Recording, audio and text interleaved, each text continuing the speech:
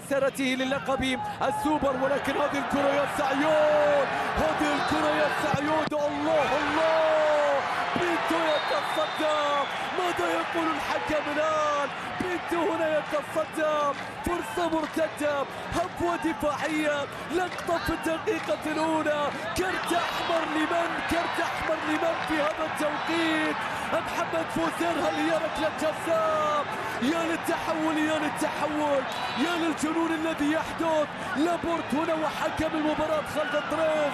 الشوط الثاني بدأ قبل أن يبدأ، شوط ثاني في قمة الجنون، في قمة الجنون. شوف الهفوة، شوف التمريرة الخاطئة، شوف سعيود وافتكاك الكرة، شوف سعيود والتصويبة، حارس المرمى في المرة الأولى. لابورت بعد ذلك يحصل على كرت أحمر. شوف هنا الكرة ما بين بينتو وما بين فوزير. بينتو أقرب، لكن هل هناك اشتراك ودفعة كانت من لابورت على فوزير؟ هذه اللقطة، هل سيعودون للفار أم يصادقون على القرار؟ يا للقطة يا للقطة، كانت الكرة قريبة من بينتو، ما كانت محتاجة بالتالي من لابورت، لكن لابورت في اللقطة الماضية وكرت أحمر. وهنا فار، هنا فار سيعود إليه، هنا فار سيعود إليه حكم المباراة خالد طريس. يا جماعة صلوا على النبي، الشوط الثاني على طول لسه نبغي نشوف التشكيلة، من اللي تغير، من اللي بدأ، من اللي إلا على طول هذا منفرد، هذا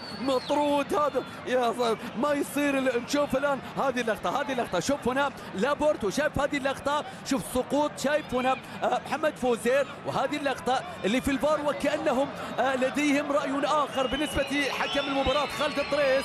خالد طريس بعد العودة إلى الفار يصادق في هذا التوقيت على القرار ويحتسب بالتالي ماذا في هذا التوقيت؟ هل يحتسب